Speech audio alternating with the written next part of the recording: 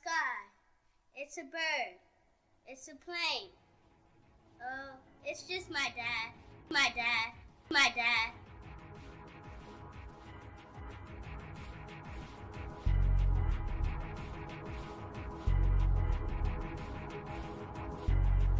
Moving through the streets with swagger and ease. Often works two jobs to take care of our needs. Taking it all in stride. Daddy seldom complains. His emotions he'll hide. All his aches and pains. Stays up in his head about what must be done.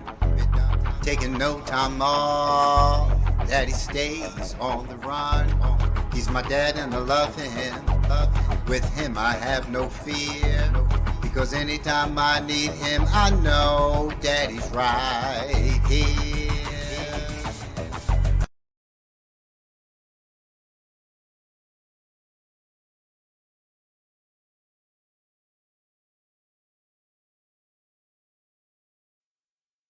Look, up in the sky. It's a bird. It's a plane. Oh, it's just my dad. My dad. My dad.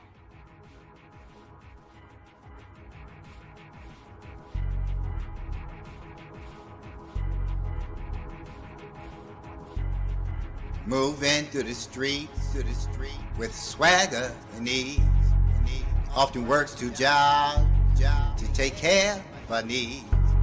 Taking it all in stride. Daddy seldom complains.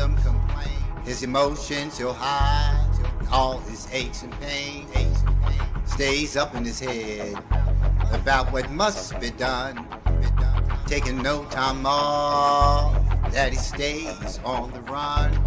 He's my dad and I love him. With him I have no fear. Because anytime I need him, I know Daddy's right here.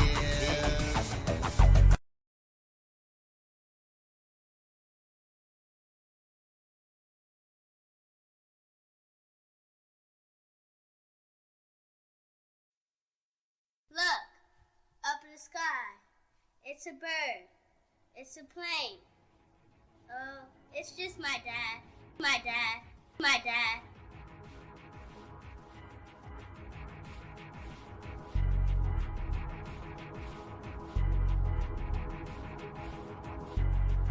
Moving through the streets with swagger and ease.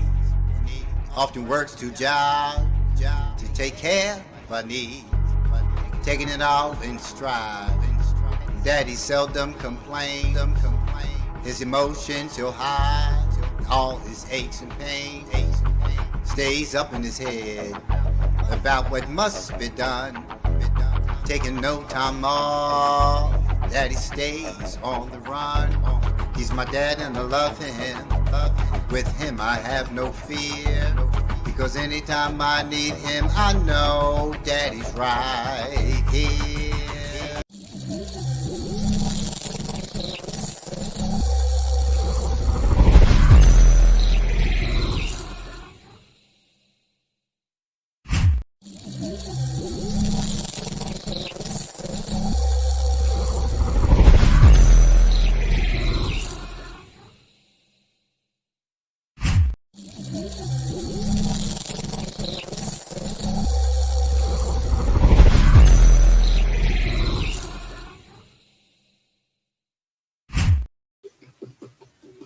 Good morning, and welcome to another episode of Daddy's Right Here Live. I'm your host, as always, Sabir Aleem.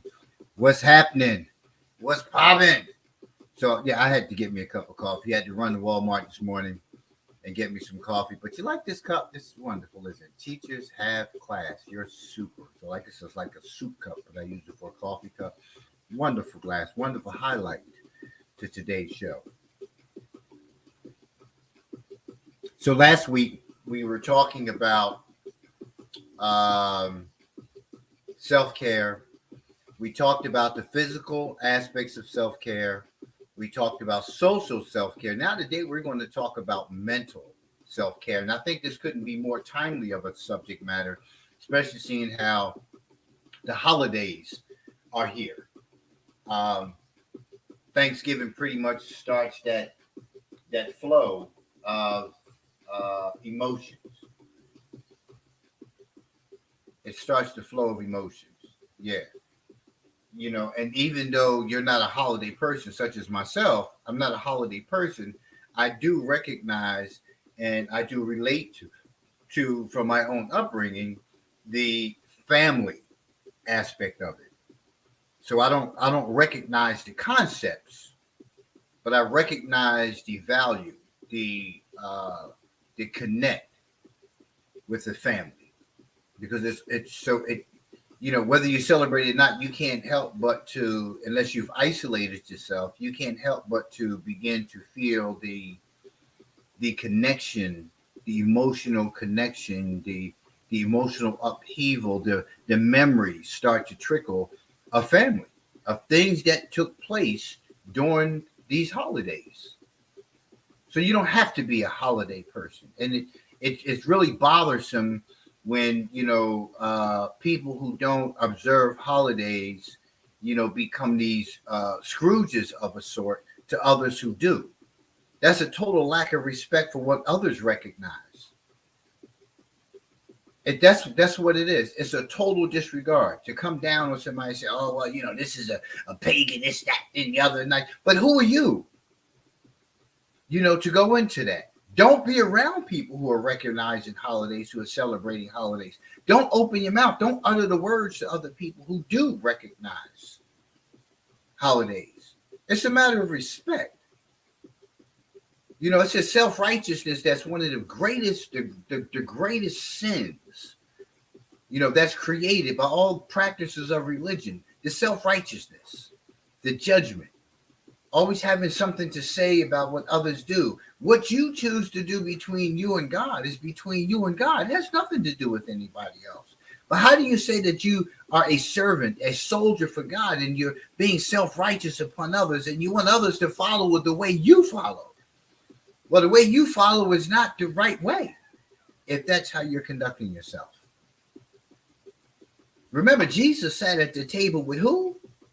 So when you start making judgments and you form these perceptions of other people, and you begin to say things negatively about other people and towards other people, what it is that they do or don't do, you need to really take a hard look at yourself and why you're here, call yourself adherent to or following that which you choose to follow.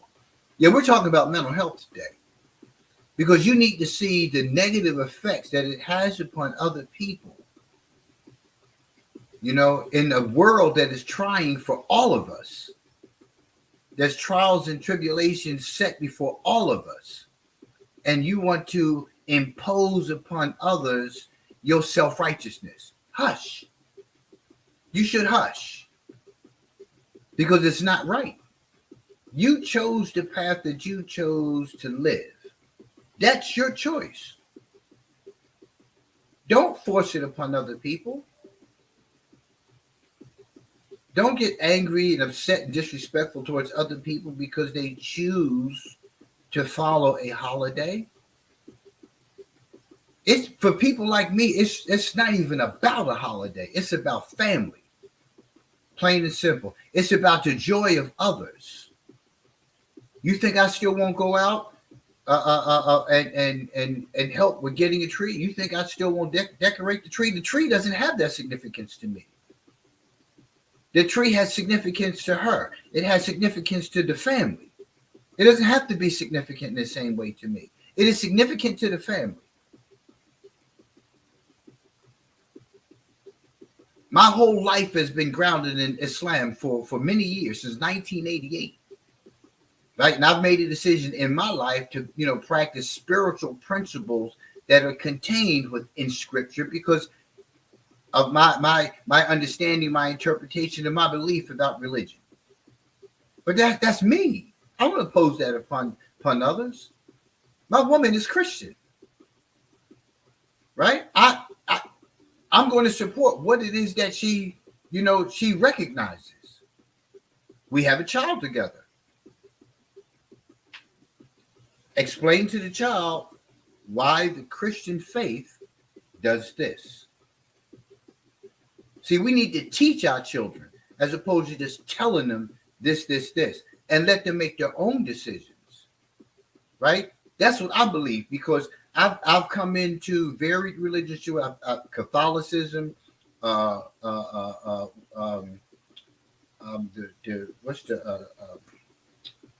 just every religion except Judaism is the only thing I haven't experienced, right?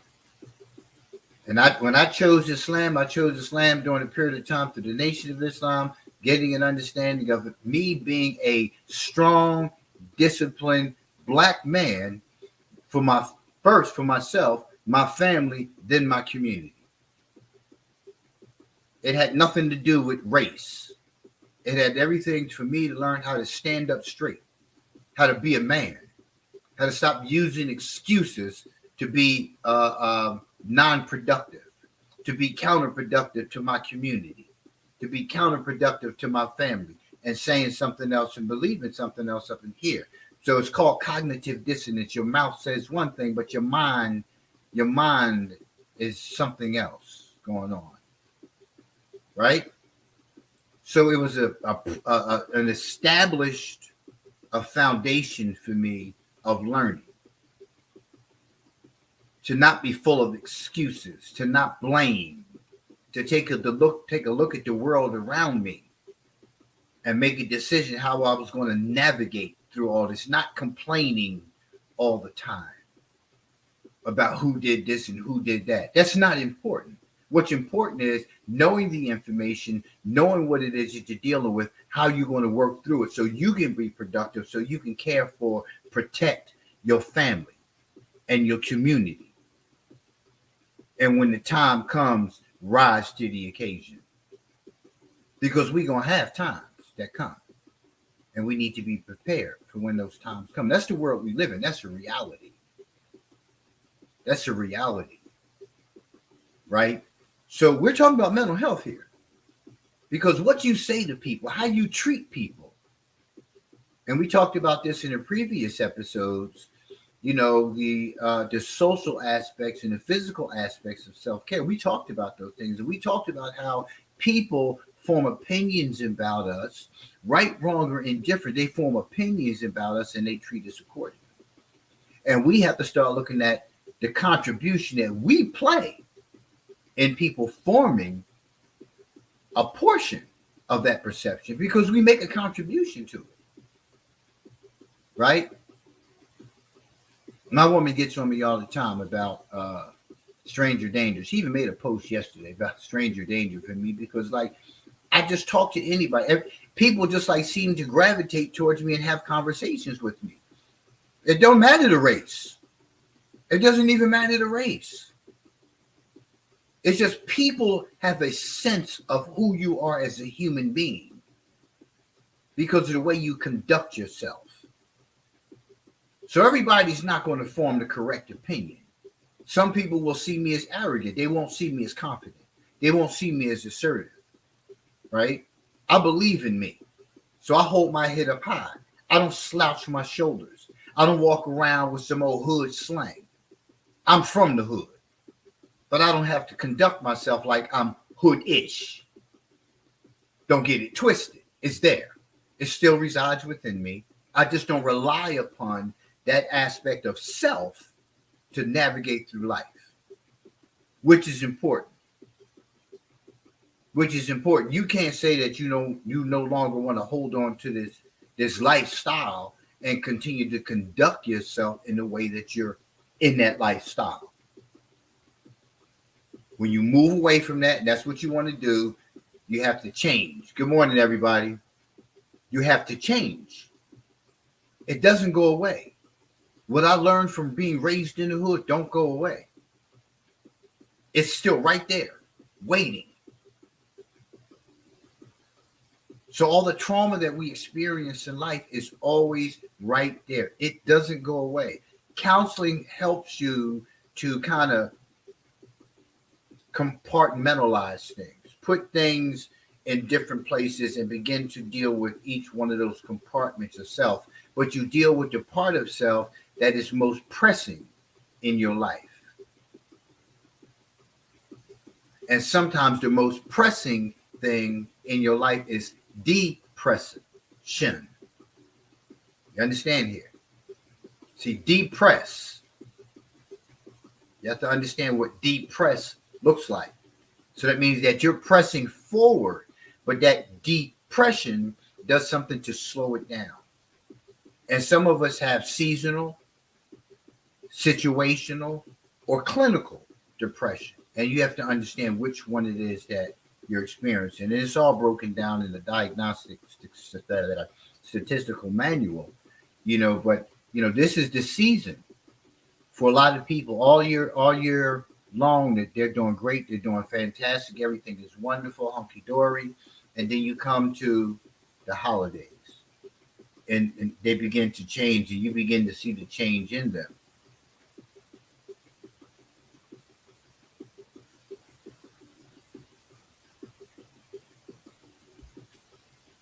Everybody didn't have a good experience on certain holidays.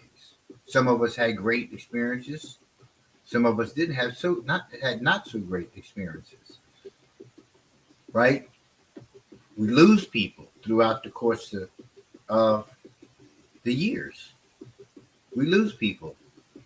From my perspective, death is life.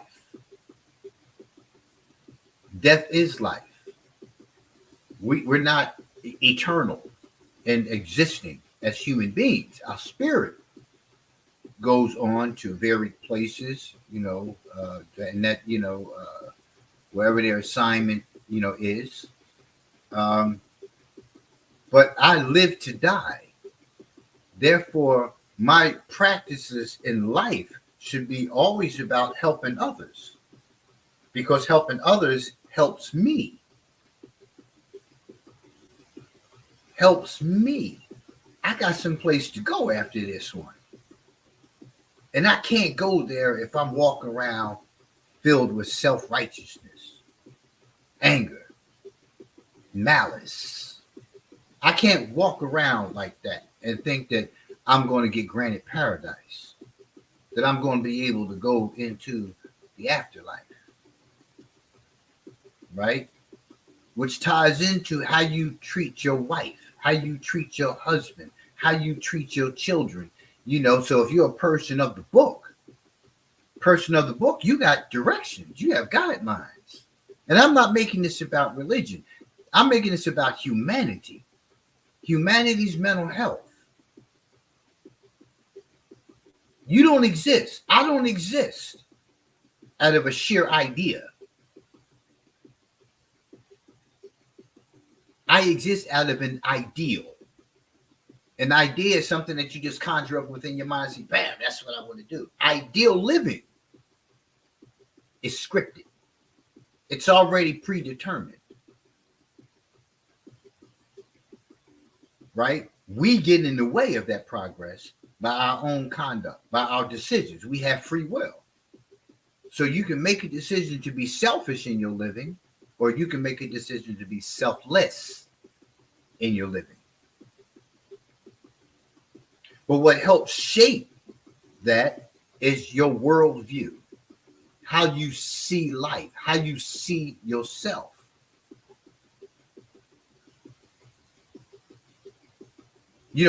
All of us deal with what's happening in the world differently. Some of us see it as what's already written. We see the change in the weather. We see the change in the condition of mankind. We see wars developing. Not one war. We see multiple wars developing. If you haven't seen the movie Leave the World Behind, pay attention and watch it. Don't have anybody around you running their mouth. Don't have anything going on. Watch this movie from the beginning to the end and listen. I'm not going to watch it and listen. This movie, Barack and Michelle Obama are executive producers of this film. Watch this film. We are so preoccupied with the murder and mayhem that happens in the communities, in our communities, that happens upon us as black people. We're so preoccupied with the banana in the tailpipe. We're so preoccupied with the Jedi mind trick that we're missing everything that's really going on in this world. Because we have allowed materialism, we have allowed things to come before God. And we call ourselves wealthy. But you'll find out where that wealth is going to get you, what it's going to get you. Especially if you're not charitable with it, right? But the perspective that you have of the world, your worldview is how you go through life. If you think you are less than, if you've been conditioned to believe you are less than, that others are better than you, you know, that others have more opportunity than you, right? And you're not taught that this is what you're faced with in the world and this is how you navigate through these things. Nobody is better than you. You are the best. There's no one who can be better than you. You strive to be better today than you were yesterday. That anything is possible. We have to begin to feed that in the young minds, especially. Some of us, you know, older minds, we're just closed. We don't want to hear anything else. We don't want to take in new ways of doing things. And sometimes your way is the best way. But you have to see how it's really benefiting others. If it's just benefiting you, then what's the point? You know, we're talking about mental health. See, because what you think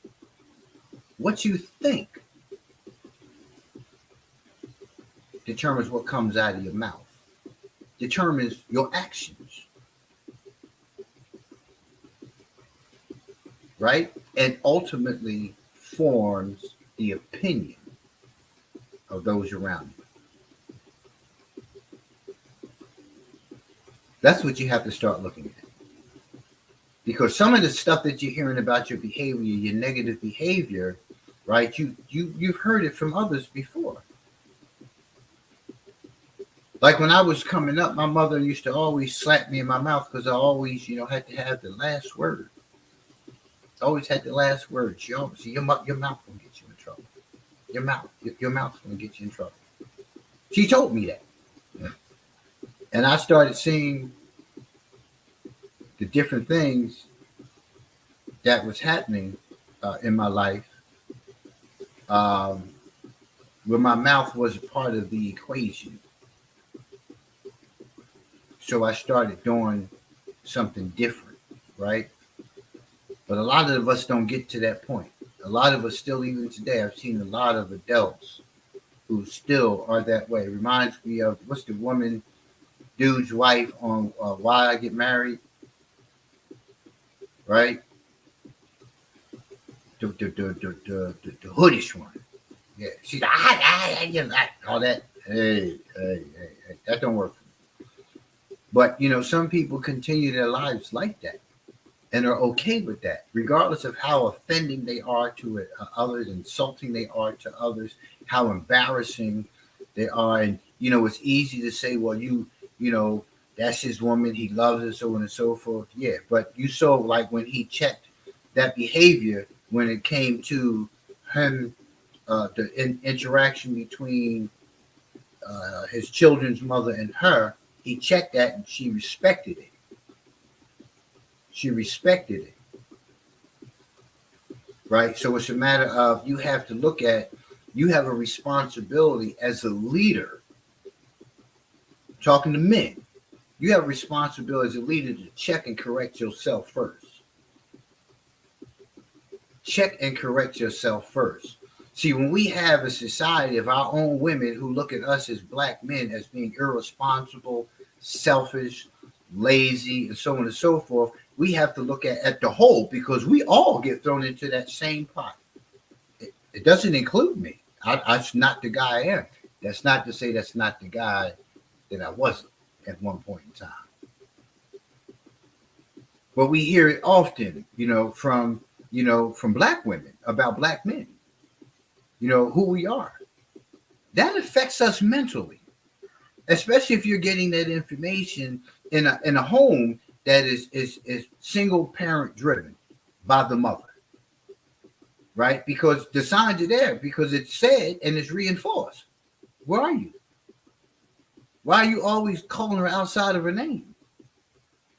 If the relationship between y'all is over, as girlfriend and boyfriend, why do you have to still call her outside of the name? You left her. You done with that. So why can't you just be dad? See, we need to look at every aspect of what's happening in life because all of this affects our mental health. We come into adulthood with that mindset of my father wasn't there. He was always calling my mother a B, this, that, and the other. They was always fighting. Every time they got together, it was always a fight. It was always an argument. Why? Because you're not done. The only reason why you would go through such an emotional upheaval is because you're not done. You're not done with the loss. You're not done with the emotional connection. You're not done with the fact that you're hurt. And that's where the conversation should actually begin. You should talk about your hurt and your pain and your difficulty with that and what you wish would have been. See, we don't never get to that point. I don't have sour relationships with my exes. I don't. Ask any of them. If any of them pop on, because my public stuff is public. If any of them can come in, you know any of them, tell them, ask them. Not one of them. One of my exes will tell you. And when I'm saying one of my exes, I mean when I became an adult, when I started being responsible in my living, when I shook off the boy, none of them would tell you that there's any malice between us. There's any enmity between the two of us. None of them. None of them. Because I'm responsible enough to fix what I have a part in to bring about change in that relationship. So we don't see each other in passing and one crosses the street. No, it's none of that. It's none of that. I'm glad you're doing well, and vice versa. Right? That's something you're responsible to do, man or woman. We don't see the impact that it's having on our youth.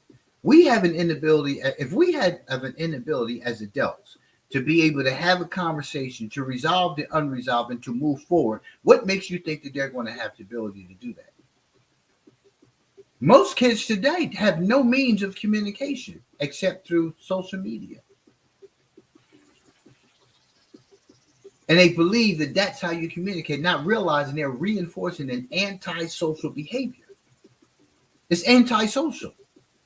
Nobody is real. Nobody is true. Nobody is authentic. Everybody is just talking. Everybody wants to sound good. Everybody wants to act like they have all the answers. And then they walk out in the street, in the real world, and they're just screwed. We're talking about mental health. You see kids, you see people, mostly our youth, walking down the street. People all around them. No connection with anything around them other than who they're talking to here. You can be anything you want to be on social media. But then when you encounter people face to face, most of the times people have no idea. Beyond the cordials, they have no idea how to have a conversation. A conversation laden with content of productivity, of growth.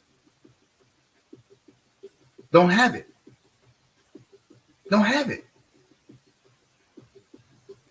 Soon you're going to be talking to robots if you're already not. AI is already here. You don't know who's real, who's not real. They have these algorithms, right? They know what you like. They know what you buy. They know what you drink. They know what you eat. They know where you were just 2 seconds ago. They know you were upstairs. They know you were downstairs. I kind of had that reverse. Upstairs, downstairs. You know what I mean, right? They know all of those things. So now they have AI that comes on and they have this nice person who has nice, kind words to you. Just think about predators out there.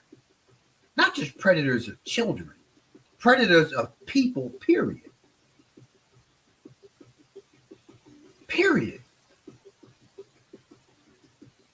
You have no clue what's going on in this world because you're so wrapped up in your own self-righteousness that you're not contributing to the welfare, the well-being of those around you, especially those in your own home. Especially those in your own home. Yeah. Right? They're the ones who are suffering. Those the ones laying next to you. Yeah. Yeah. Especially. We have to start fixing those relationships. Whether we stay together as husband and wife, boyfriend and girlfriend, whatever. It doesn't matter. We have to start treating each other better. We have to start treating each other better. And we need to start holding people accountable for how they treat us. Right? Somebody talking to you out the side of their face, you need to check that behavior. Don't tell me how to deal with this if you're dealing with this in this way. You have to check it. You don't allow people to just walk over your kindness. No, you don't just suck it up. No, I'm not the turn the other cheek kind of dude. I'm not. Call it the hood side of me, whatever you call it. I'm not that guy. There's no turn the other cheek. You do it once, you'll do it again.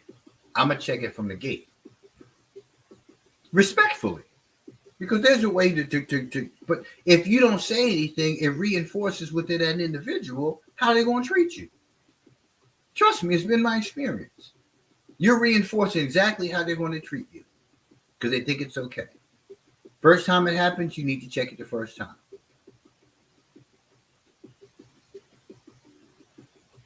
Because if you don't, that's how they're going to treat you for the duration.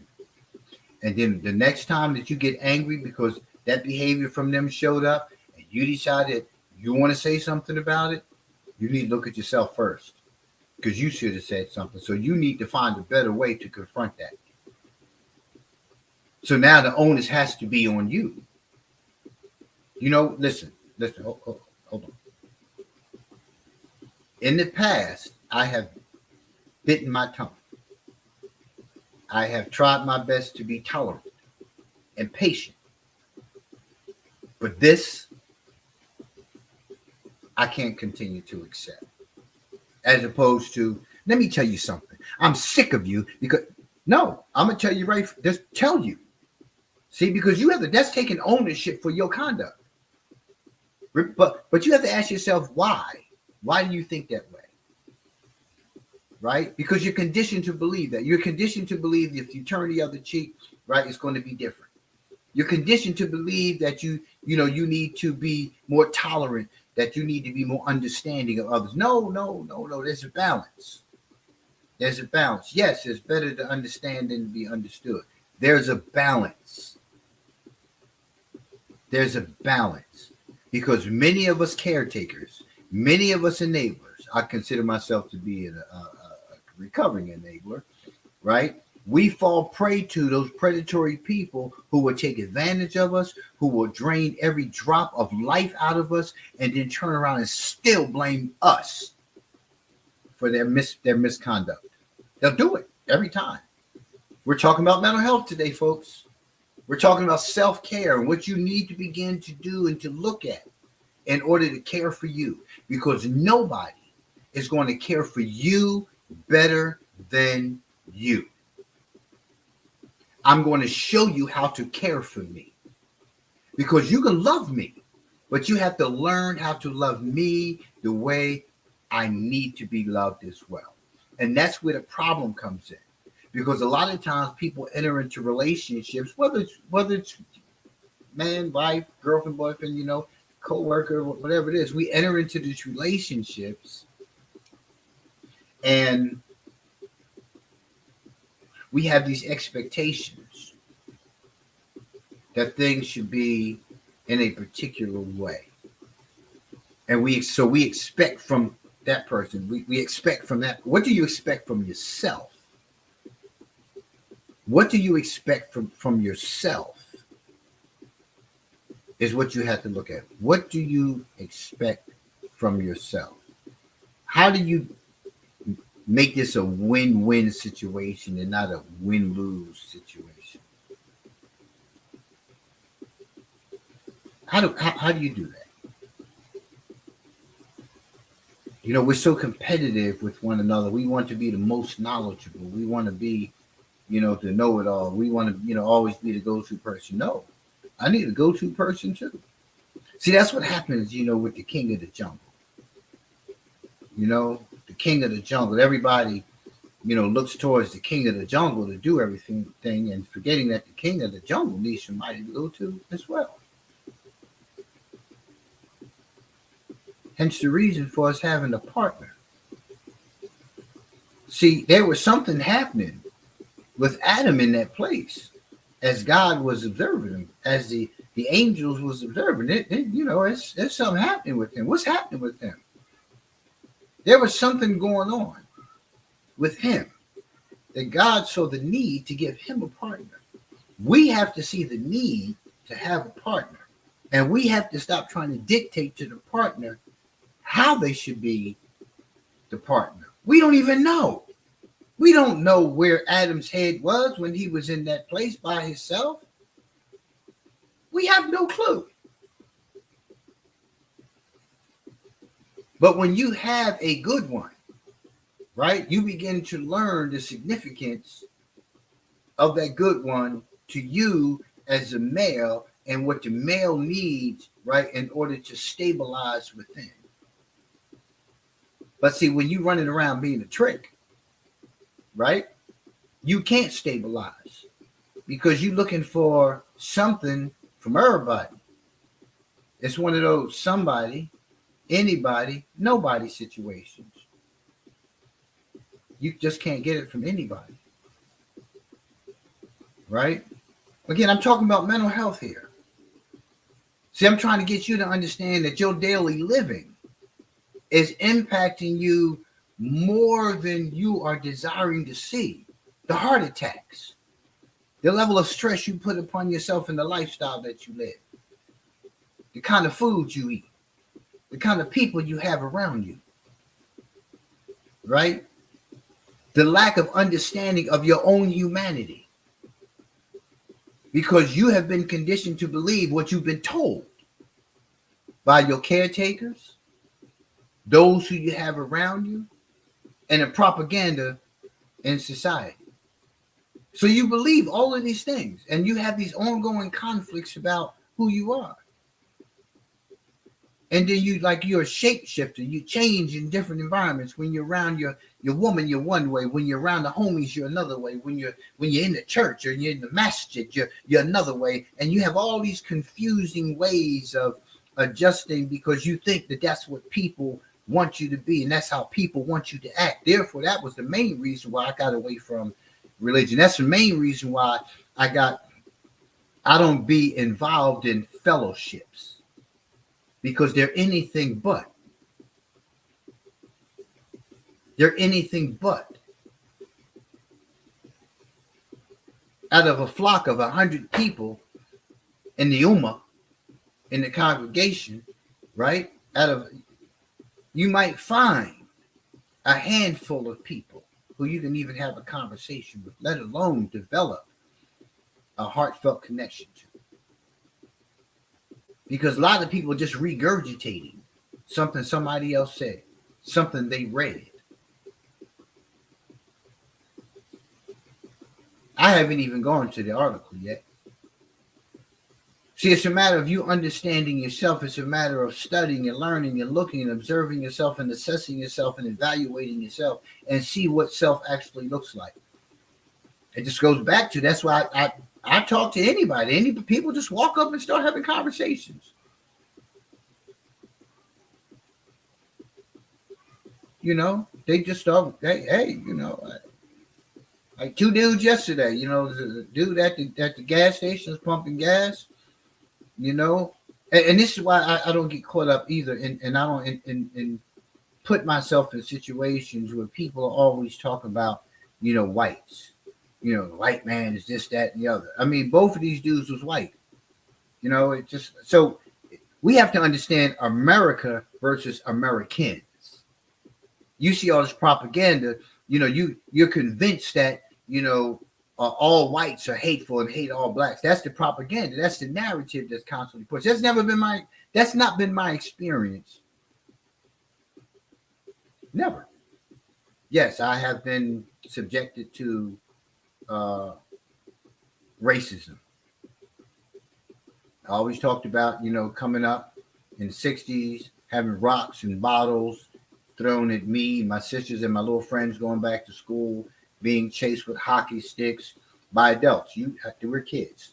The buses being attacked, the 37 bus, the 29 bus, the 79 bus in South Philly. South Philly was just like the epitome of racism. And then you had Frank Rizzo, who was a cop, and then he became mayor, and then what he did with the whole move situation. So I know all too well all this stuff, but you will never convince me. And I will never sit around and indulge in those kind of conversations about hate. It's a choice. And it's not that many of them. It's enough of them to make some damn noise, to be annoying. Right? So I don't fall prey to that kind of dialogue. But they do, hey, so you from Philly? So yeah. Oh, yeah, I'm from Ben Salem. So he saw my Eagles hat, right? Right? He didn't have to say anything to me. Why did he desire to say something to me? We didn't make eye contact, anything. He was on pump one, I was on pump two. Right? With Macy's going into the line, white dude in there, he's looking at me like with some level of familiarity. And then I got closer to him and I saw the 49ers patch and I had my Eagles hat on. And I was like, oh, you know, it's like how you deal with people. Like it was like hilarious, our interaction, because everybody else was standing in line like so silent, like they were waiting to view the body. Right. But it's just like, that's who I am. I'm authentic, and I focus every day on being more and more authentic and stop trying to fall into this box that y'all want to put me in. Stop allowing people to put you in the box. Like I said, the previous episodes were about self-care in its terms of physical and social, and how you are shaped by the views of others. I couldn't give a damn what you think about me. I'm not looking for your friendship. I'm not looking for your hand claps. I'm not looking for those things. I'm looking to be a good servant. And I do my best every day. And some days my best are just that, my best. Right? Because I'm in that particular space. I have unresolved within me just like anybody else does. The question is, what are you doing about it? Let's go to the article. The way you think and the things that you're filling your mind with greatly influence your psychological well-being. I just got finished telling you that. Now, mind you, I don't read these articles. I just kind of like the topic. I kind of peruse it, like to see the points in it. I just got finished telling you all of this. The way you think and the things that you're filling your mind with greatly influence your psychological well-being. Mental self-care includes doing things that keep your mind sharp, like puzzles or learning about a subject that fascinates you. You might find reading books or watching movies that inspire you fuels your mind.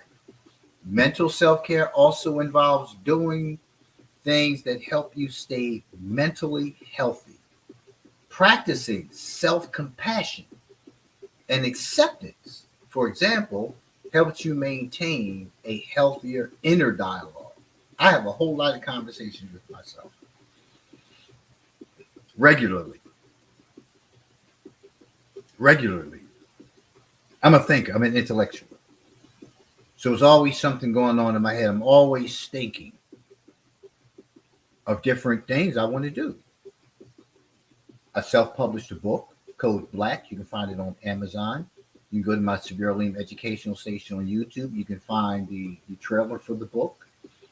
The book is $5. Get a copy. Order it now. Put it up under the trees. $5. It's all about conditions, that lead to the father, the black father specifically, being absent from the family. Conflicts, controversies, and conditions. The book is $5. I wrote the book. I published the book in 2013. If you read that book, you will see the relevance of everything that's happening today, especially when you look at what happened January the 6th. Especially with what happened January the 6th. Get the book, Code Black. It's $5. I'm not trying to get rich. I'm trying to help. I'm trying to help. Because we need to get a better understanding of what it is that's going on with ourselves as individuals. You can't change the condition of others until you change the condition of yourself. And God won't change the condition of the people until the people change the condition of themselves. We're too splintered as families, as a racial group, gender-wise. We're so splintered, right? But put yourself back together. Put yourself together. Right? People say, "Get it. You need to get it together. Get it together." Right? I self-published a film, Words from the Wise, The Fatherhood Chronicles, which you can also find on Amazon. I made a short film that you can find on my Suburban Educational Station. Why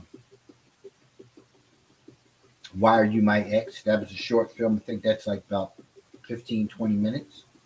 Then I made a full-length film, Why Are You My Ex 2, right? Which I have shown intermittently for free on YouTube. The version that's on there now was unmastered version. The full version.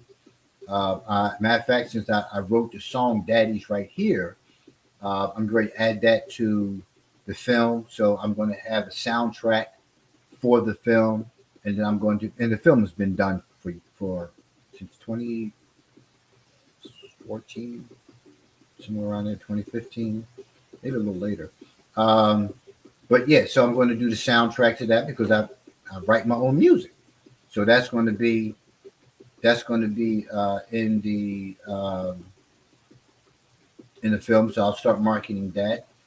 As you know, I've written, produced 3 albums, and outside of those albums, I think it's like 4 or 5 singles. So it's a matter of always doing things, keeping your mind sharp, keeping you occupied. See, that's when you start caring for self, right? I do the fitness thing. I fall in and out of that. Depends on where I am mentally. Fitness is not physical. Most of it is mental. Most of it is mental. I have a job that I love, right? So you have to look at all of the things that you do every day. Work is work. I get that. But if you're working in an environment where it's not bringing you any joy, it's killing you. Believe what I'm telling you. It's killing you. So you have to create a balance within yourself of doing things that you enjoy. I'll get on that with Sudoku, whatever it is, I'll get that and I'll just kind of zone out on that, every now and then. You always have to have something to take you away from the hustle and bustle of everything else and let you focus, quiet the mind, structure the mind away from that, right? When you find out if you do crossword puzzles, you're thinking differently because you're trying to bring resolve to something that's in front of you, which is a problem, and you're resolving the problem. So you're thinking of the words, and as you're thinking of words, it's improving your vocabulary. It's improving your knowledge, right? It improves your conversations. But when you don't do any of those things, when you only go back and forth to work and you sit down and you watch television, you're filled with propaganda. You're filled with all these worldly things that have no relevance at all to your growth. It hinders everything within you, but it's part of the systematic control of you as a human being. a systematic control, as opposed to being rightly guided and being under the control of God. Again, you have free will. You can make decisions other than, but if it's already scripted for you, if it's happening and you can't see it because you're so filled with other stuff, you can't see the true purpose that he has intended for you, and you can't fulfill that because you're so busy fulfilling the purpose and the benefit of mankind as we see it today, not as it should be. And when I talk about mankind, you look at everything that goes on around you. You look at all of the habits, the behaviors of people around you, the lack of empathy, the lack of courteousness. You look at all of those things about people. You look at how cold and callous people are, how selfish and irresponsible people are. You look at all of those things. That's the mankind that we have come to know here. But when you come to know yourself and you spend time, in indulging in readings that are relevant to your personal growth and development, whether it's a self-help book, whether it's Deepak Chopra, whether it's, Maya Angelou, whether it's the Bible, the Quran, the Torah, whatever it may be, right? Those are the things that you need to look at to start establishing the foundation of living. I continue to learn. I continue to grow. I continue to read. I continue to see where I can make these changes, where I can improve here, because there's always room for improvement for everybody. But when you stop looking at you and you keep looking at everybody else and blaming everybody else for your poor condition, then it's not going to be a good ending for you. Your life is going to always be tumultuous. It's going to always be filled with chaos. It's going to always be drama. You ever meet somebody it's a person I know that I've known for years, since I was like back in my teens, and they still have this drama-driven life. It's always something wrong. It's always.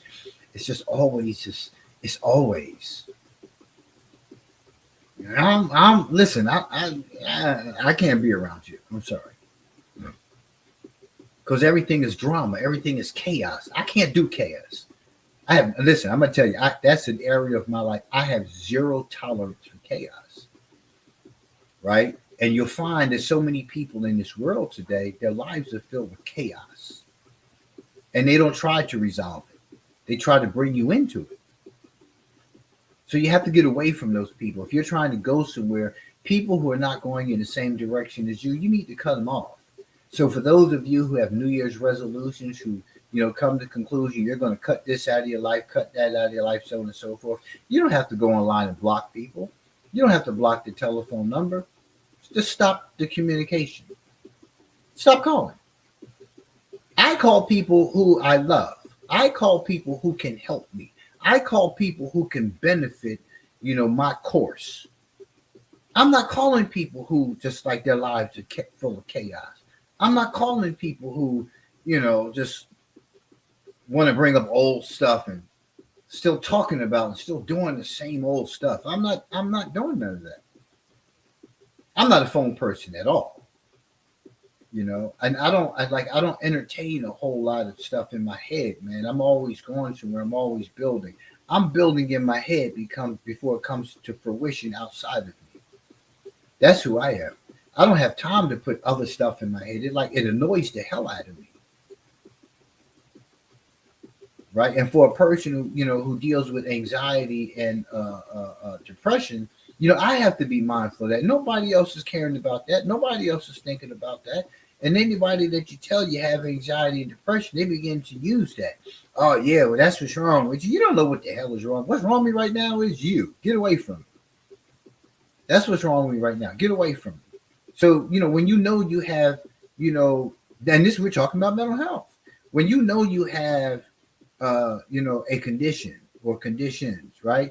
It's your responsibility to manage that. And everything doesn't need to be managed with medication.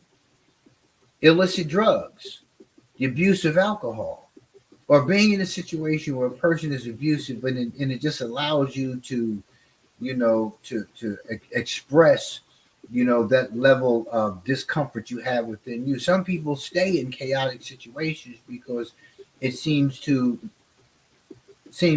stabilize their condition. People who are anxious, their anxiety can turn into frustration. Then the frustration amounts to anger, and then the anger turns into rage. And when you're with somebody who that's all that they have within them, right, it becomes a release. You argue and all that, and you feel the release. It's a resolve for you, but is it a good resolve? Because you get pissed off and you're arguing with this person, the next thing you know, it then brought down the level of anxiety. And then you have to calm yourself down, and then you're okay, and then it happens again, and it happens again. So some people stay in these kinds of relationships because it does, in fact, work. Right, wrong, and different, it works. So they stay. And there's a host of other reasons why they stay. But you need to take care of you. The article. Here are a couple of questions to consider when you think about your mental self-care. The first bullet item. Are you making enough time for activities that mentally stimulate you?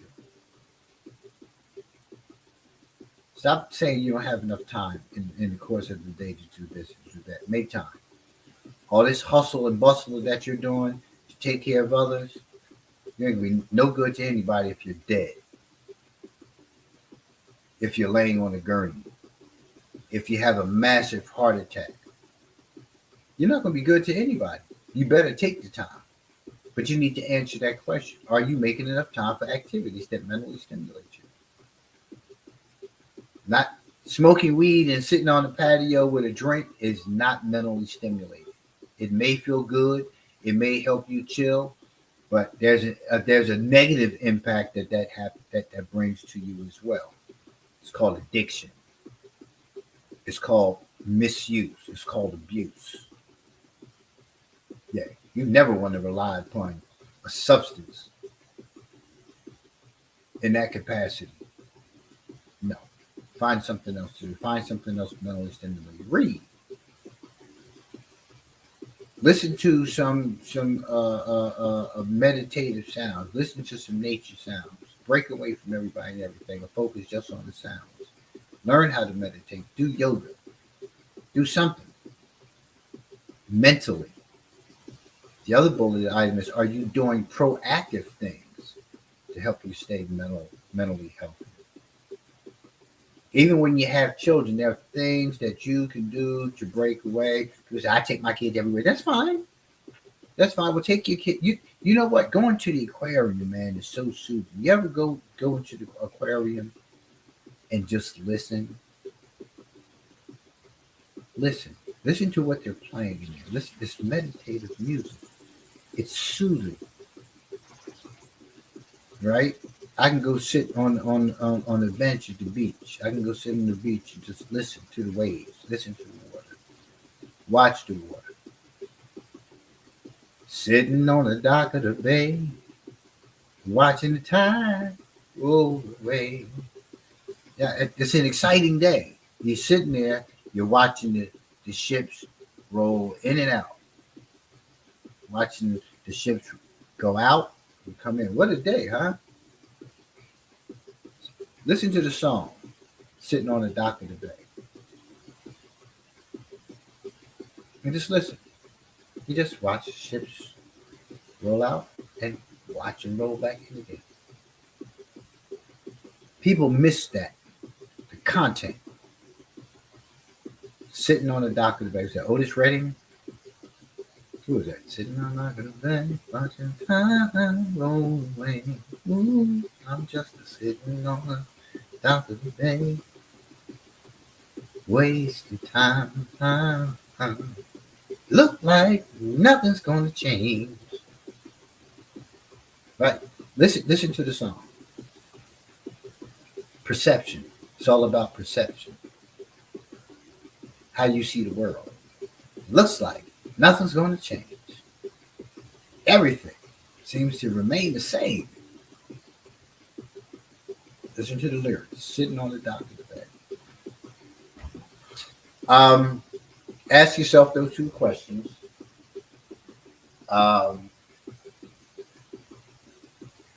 Because nobody's going to care for you. Nobody's going to care for you as you care for yourself. Nobody. You're in and out of hospitals. You're taking all kind of medication. You're abusing drugs and alcohol. You're doing all these things to hurt yourself. All these things to hurt yourself. And at the end of the day,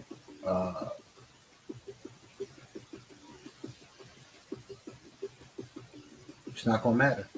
You die. People mourn. After about a week or two, everybody goes back to living. You're just a memory. You're not missed anymore, except when holidays come. People go on with their lives. That's how it is, man. That's how it is.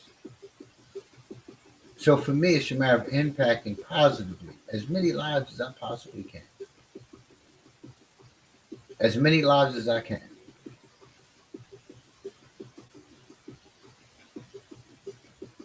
So we're at the hour, and as always, I thank you for tuning in. Hope to help. At the end of the day, I'm doing my best to give back. To give back, and that's what I need to do.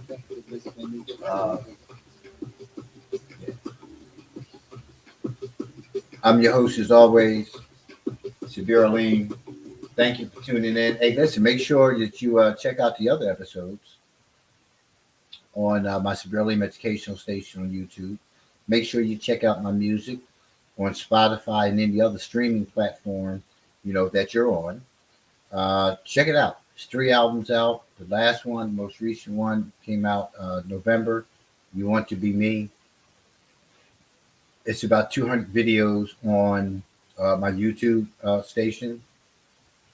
I started the Spotify podcast, which is what you're watching, which goes into the podcast. So if you're listening to Spotify one day and you want to hear, a good message, dealing with personal growth and development and forming better relations with the mother of your children, the father of your children, and your children, put one of the shows on. It's easily accessible. It's free. Can't beat that. Free counseling. Right? So I'm not just some dude who just woke up to decide that this is what I want to do. I'm credentialed. Master's in Human Services. My undergrad is Behavioral Health and Social Services. I'm a certified addictions professional in the state of Florida. Yeah. I'm not just some dude who just showed up and said, you know what, I think I know these things. Go ahead and talk about it. No. Y'all have a great day. This is your man, as always, Sabir Alim. Peace. 187, quick is mine, sadistic, and undercover gaffer, so don't get it twisted. He's a snake, no better than a rat, something he can gain, he's gonna take that fraud, full break a million, just casing out what is stealing, most of the time what he takes he doesn't need. It's in the day to the TV free. He's a predator. We can love her hate and my menace to the hood. Follow of him, he's a predator. Once yours and mine, he has no boundaries, always crossing the line. He's a predator. Woo! He's a predator. He's a predator. He's a predator. A bully at heart, he's taking on them all. Men, women, children, the world is all. Think it's a gangster cause he carries a gun. Roll the 20 deep, some of them on the run. It hits you once if you don't say a word. Know that he'll be back for a second or third. He's a predator. You can love him or hate him. A menace to the hood. A follower of him. He's a predator. Once yours and mine. He has the boundaries. Always crossing the line. He's a predator. He's a predator. He's a predator. He's a predator.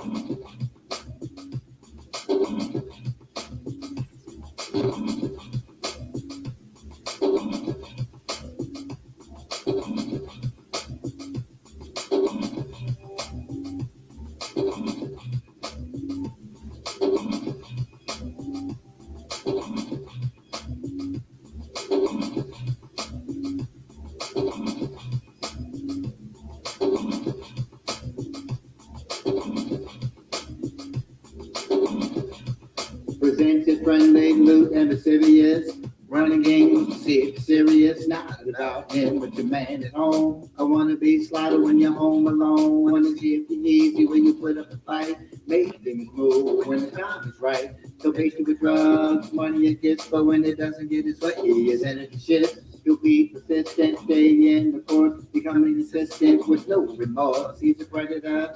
You can love him or hate him, a menace to the hood, a follower of him. He's a predator. Once yours and mine, he has no boundaries, always crossing the line. He's a predator.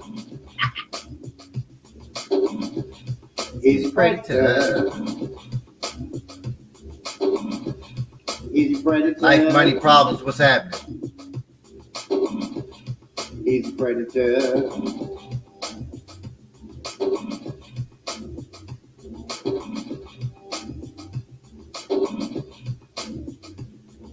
Beatrice, 4381, what's happening? Girl Mom for Life, what's happening? Jay Walker, 1956, what's happening? Thank you guys for joining. Appreciate it. Really do appreciate it. The tune you're listening to in the background is from the album You Want to Be Me. It's titled Predator. So next week, we're going to wrap this up with spiritual care and emotional care. Yeah, this spiritual care, man, thing is going to get kind of deep. I talked a lot about the religion and the spirituality stuff today, so we ain't going to spend a whole lot of time on that because I can go all the way in on you on that one. But then the emotional self-care, we got to come up with the plan.